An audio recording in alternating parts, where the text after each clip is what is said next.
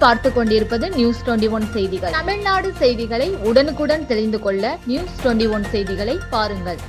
பழனி கோவிலுக்கு சென்ற வழக்கறிஞரை தாக்கிய வழக்கில் கோவில் ஊழியர்களை கைது செய்ய வேண்டி வழக்கறிஞர் சங்கத்தினர் கண்டன ஆர்ப்பாட்டத்தில் ஈடுபட்டனர்.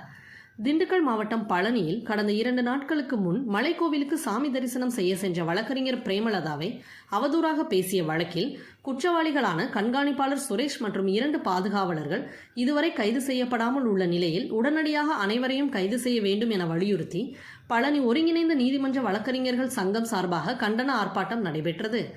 மேலும் இந்நிகழ்வில் தொடர்புடைய அனைத்து குற்றவாளிகளையும் காவல்துறை உடனடியாக கைது செய்ய வேண்டும் என்று பல்வேறு கோஷங்களை எழுப்பியவாறு கண்டன ஆர்ப்பாட்டத்தில் வழக்கறிஞர்கள் கலை எழில்வாணன், ஆசை தம்பி, அங்குராஜ், தமிழ்வேந்தன், பாலசுப்ரமணியன், தண்டபாணி, செல்வகுமார், கவிதா, கோகிலா, குமார், மணிமேகலை, தினேஷ்குமார், குமாரசுவாமி உள்ளிட்ட நிர்வாகிகள் கலந்து கொண்டு கண்டன ஆர்ப்பாட்டம் நடத்தினர்.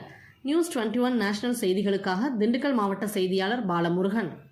யாரும் எதுவும் பேசக்கூடாது, கோயிலை பற்றி பேசினால் நாங்கள் எந்த மட்டுக்கும் போவோம் சொல்லி நீங்கள் ரோட்டில் இறங்கினீங்கன்னா நாங்கள் அதை விட மோசமான ஆட்களாக வழக்கறிஞர்கள் மாறுவார்கள் அப்படின்றதான் இன்னைக்கு ஒரு நடவடிக்கைக்கு எதிர் நடவடிக்கை என்பது இயல்பாக அமையும். அப்போ பிரச்சனை உங்கள் கையில் இருக்குது.